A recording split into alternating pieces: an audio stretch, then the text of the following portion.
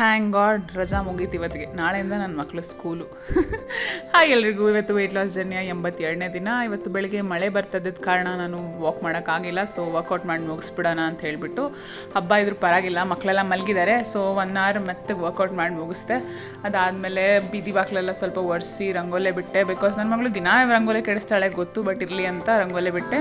ಅದಾದಮೇಲೆ protein shake ಮಾಡ್ಕೊಂಡು ಕುಡಿದೆ. ಅವ್ರಿಗೆ ತಿಂಡಿ ಮಾಡಿ ಅವ್ರ ಸ್ನ್ಯಾಕ್ಸ್ ಬಾಕ್ಸಿಗೆ ಫ್ರೂಟ್ಸ್ ಹಾಕಿದೆ. ಬಟ್ ಆಮೇಲೆ ನನ್ನ ಮಗನ ಸ್ಕೂಲ್ ಇಲ್ಲ ಅಂತ ಗೊತ್ತಾಯಿತು. ನನ್ನ ಮಗಳನ್ನ ಬಿಟ್ಟು ಬಂದು ನಾನು ವಾಕ್ ಹಾಗೆ ಮುಗಿಸ್ಕೊಂಡು ಬಂದೆ.